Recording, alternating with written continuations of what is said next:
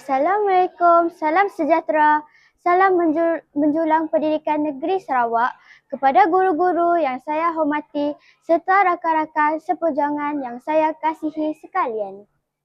Sebelum saya memulakan bicara, izinkan saya menitip serangkap pantun. Pergi ke kedai membeli buku, buku dibaca di waktu senggang. Izinkan saya berkongsi ilmu, kisah menarik untuk dikenang. Nama saya Maisara Nasuha binti Musliman dari kelas 6 Dirijen. Pada hari ini, saya ingin berkongsi sebuah naskah hebat yang telah mencuri perhatian saya. Buku yang saya ingin saya ulas bertajuk Budi Sri Kandi Rimba, hasil nukilan penulis berbakat iaitu Diana Nasir.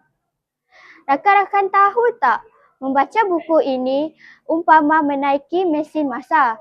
Ia bukan sekadar helaian kertas tetapi sebuah penggembaraan yang penuh dengan debaran, keterujaan, aksi, misteri dan pengajaran.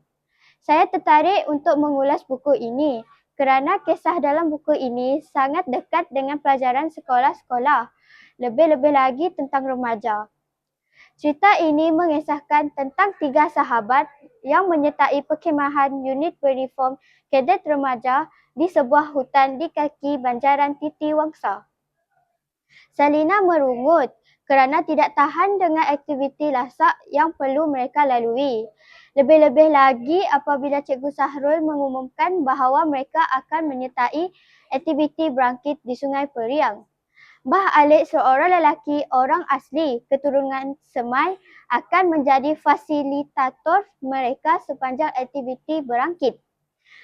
Kawan-kawan sekalian, cerita ini mula mendebarkan pada bab ketiga, ketika kumpulan Salina yang pada mulanya paling awal sampai mengalami kepayahan semasa perjalanan balik ke tapak perkhemahan kerana perlu menongkah arus.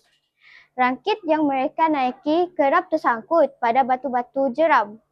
Semua ahli kumpulan perlu turun menaiki rakit sehingga semua ahli kumpulan bertumpus lumus untuk memastikan mereka sampai ke tapak perkhemahan.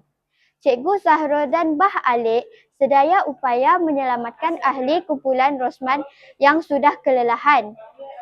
Namun, dalam kekalutan inilah Salina tiba-tiba dihanyutkan oleh arus deras. Jauh di dalam hutan, di hulu Sungai Periang tinggal seorang gadis bernama Ain dengan datuknya Tok Andak. Ain memang mahir dengan selok-belok hutan dan mahir mereda arus sungai saat mencari rezeki. Di saat Ain dan Hitam, iaitu beruang sahabatnya, sedang berjalan, mereka terlihat sekujur tubuh terbujur di atas tanah. Salina diselamatkan oleh Ain dan Tok Andak. Ain sangat gembira apabila Salina sedar dia ingin berkawan dengan Salina. Salina yang tidak tahu jalan pulang bersabar dahulu kerana dia pasti Cikgu Sahrul dan rakan dan kumpulannya pasti akan mencarinya. Apabila sudah beransur sehat, Salina mengikut Ain berjalan mencari petai dan sayur hutan.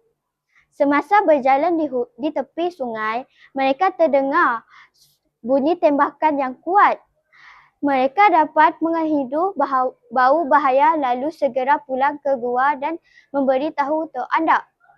Keesokan harinya, Salina dan Ain mencedok air di sungai.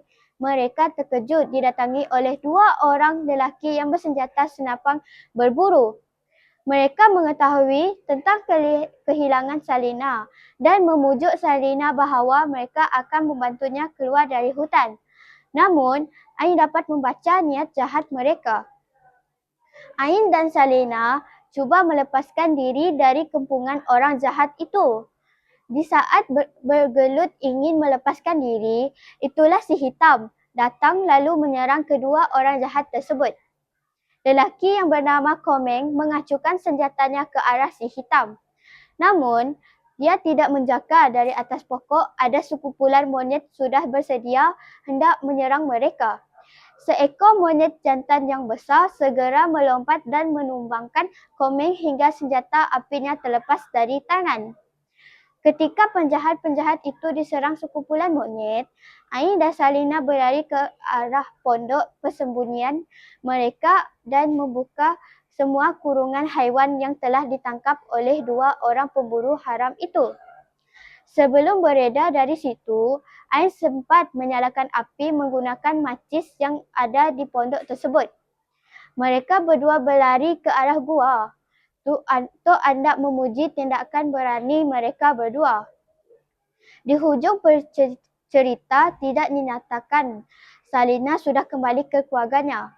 Kisah ini masih bersambung dengan penggambaraan Ain dan Salina dalam 3 lagi judul dalam siri Sri Kandi Muda ini.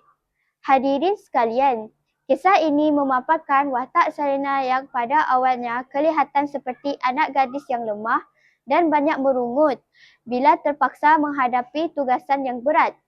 Namun, setelah diselamatkan oleh Ain, Salina kelihatan lebih berani dan bersikap matang dan menghadapi situasi yang mencemaskan.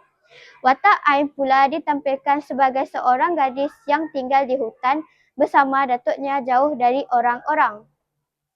Ain hanya berkawan dengan datuknya serta haiwan di hutan seperti si hitam dan sekumpulan monyet. Perwatakan Ain digambarkan sebagai cergas, bijak dan pantas bertindak. Dia bijak menghadapi keadaan cemas serta sayangkan haiwan. Buktinya, dia segera melepaskan haiwan-haiwan yang kurung oleh pemburu haram tersebut. Pengajaran yang saya dapat daripada cerita ini ialah, pertama, kita perlu berhati-hati dan mendengar arahan dengan teliti semasa melakukan aktiviti lasak di hutan atau di sungai agar keselamatan terjamin. Pengajaran yang kedua ialah jangan cemas, panik dan cemas apabila berdepan dengan keadaan yang membahayakan. Berfikir sebelum bertindak, elakkan sikap cepat mempercayai kata-kata orang asing agar tidak tertipu. Secara keseluruhannya, cerita ini sangat seronok dan mendebarkan. Saya seolah-olah berada bersama dengan watak Salina dan Ain dalam penggembaraan mereka. Kawan-kawan, saya galakkan agar kawan-kawan mencari dan membaca buku bertajuk Budi Sri Kandi Rimba ini sebagai salah satu bacaan nilai rakan-rakan. Sekian, terima kasih.